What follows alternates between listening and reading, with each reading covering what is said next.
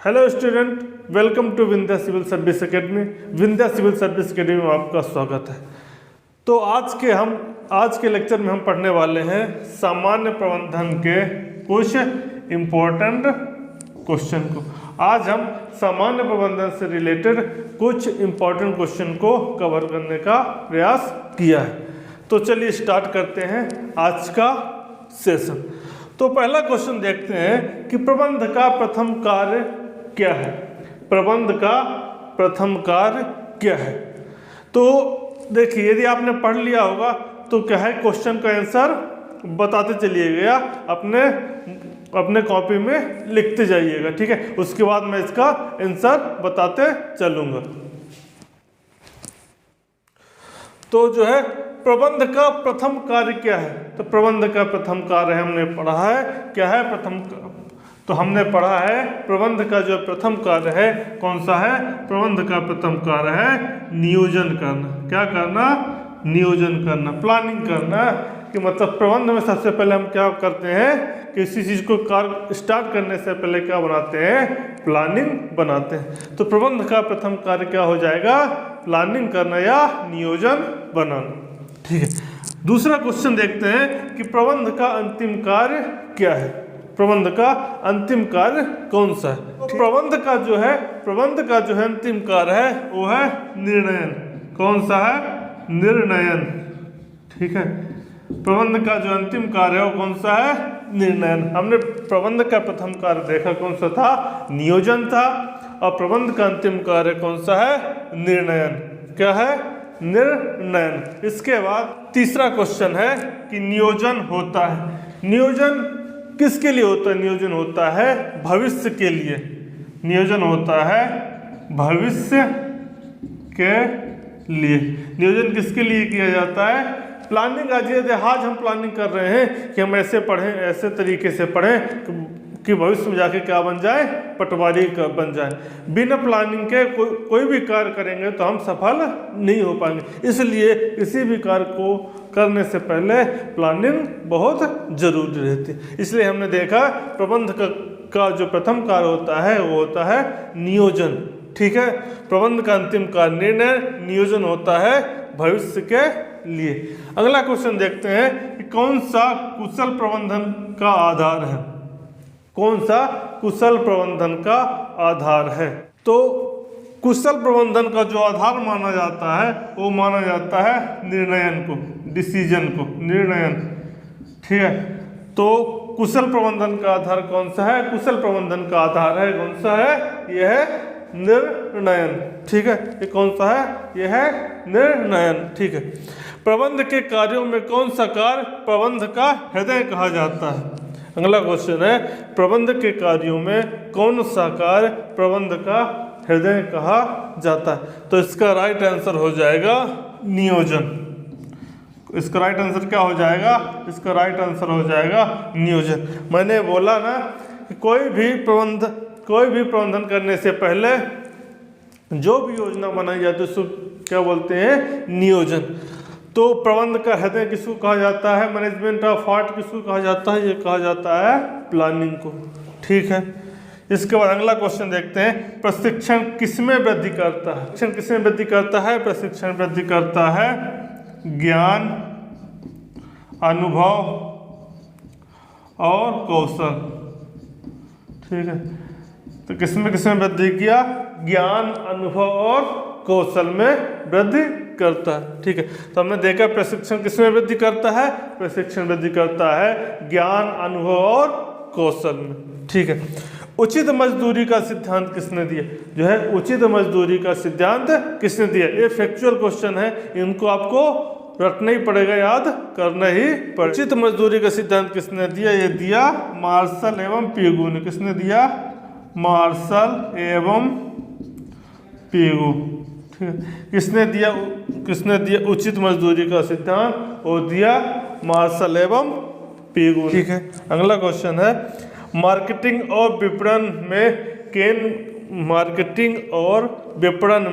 केंद्र बिंदु क्या होता है? मार्केटिंग और विपणन में केंद्र बिंदु क्या होता है? ठीक है। तो इसका राइट आंसर हो जाएगा कौन सा?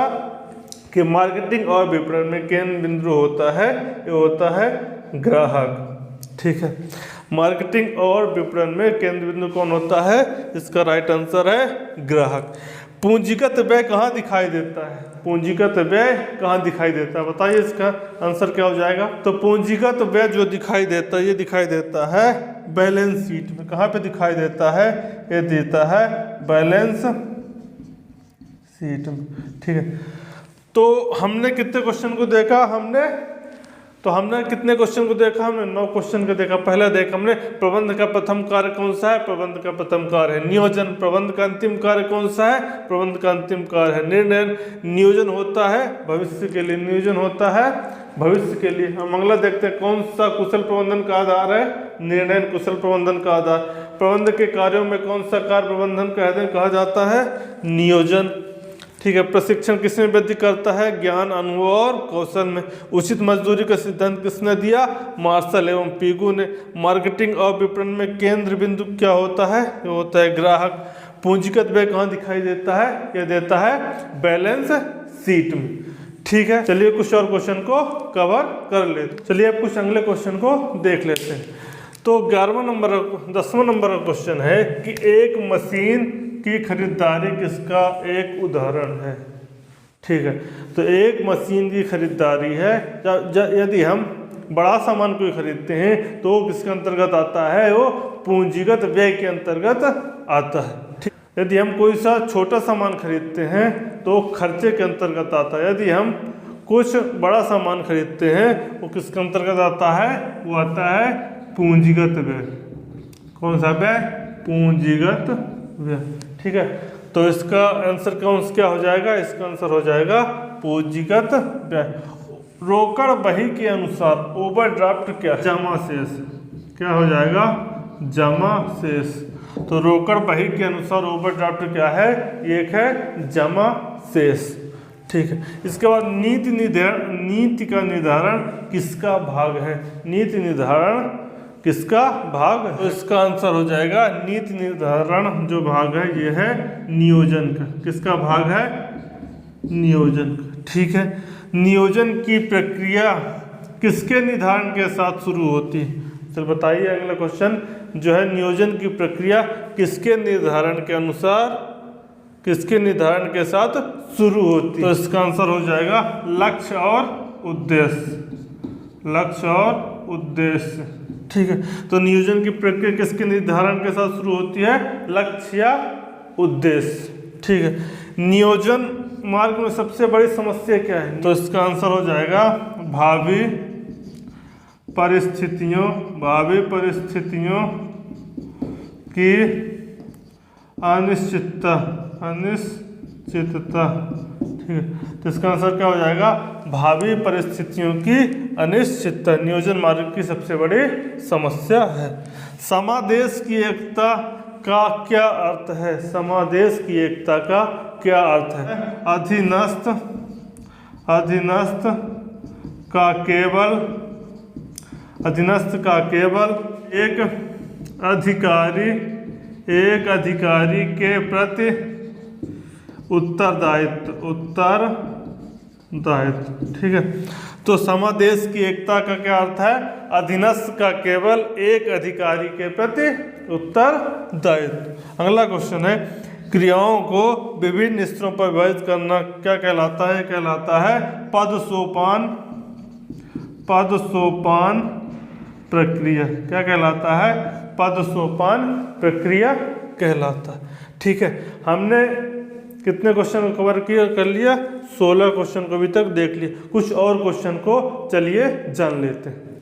ठीक है, अब अगला क्वेश्चन देखते हैं। ठीक है, तो अगला क्वेश्चन है पदोन्नति व स्थानांतरण भर्ती के किस प्रकार के स्रोत हैं? आंतरिक स्रोत है, बाहरी स्रोत है? तो पदोन्नति व स्थानांतरण भर्ती के कौन से स्रोत हैं? ये स्रोत है आंतरिक स्रोत। कौन से स्रोत? आंतरिक स्रोत।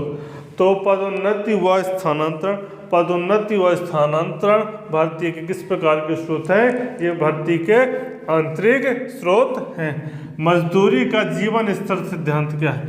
मजदूरी का जीवन स्तर सिद्धांत।